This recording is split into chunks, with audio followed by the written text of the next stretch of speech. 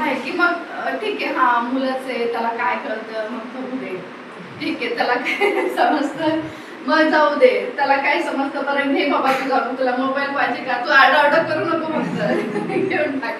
कारण त्या एज मध्ये मुलं खूप जास्त आक्रस्ताळेपणा करणार, चिडचिड करणार, खाली लोळून घेणार, मग आपला अपमान होऊन जातो. असे टाईपचे मुलं हे करतात, बिहेव करतात.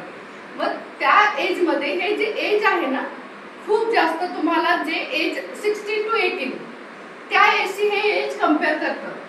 म्हणजे या एज मध्ये जे डेव्हलपमेंट होतं ना, त्या same physical, mental, emotional, social same age असतं ते 16 to 18. म्हणजे बघा किती गॅप होतो मध्ये, जवळपास 7-8 वर्षांचा गॅप होतो की नाही. मग त्याच्यासाठी हे या एज मध्ये मुलांना proper education, proper guidance, proper emotionally security, हे सोशल सिक्युरिटी हे देणं खूप जास्त गरजेचं आहे या एज मध्ये.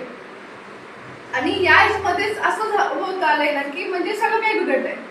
म्हणजे सगळ्यात पॅरेंट्स मी जाणून बुजून करते असं नाही म्हणत आहे की सगळ्यात मी मुद्दा पण नाही करते, पण काय म्हणणार आता, ते कल्चर झालंय आपलं, किंवा एक आता सोशल स्टेटस झालंय असं पण म्हणू शकतो ना.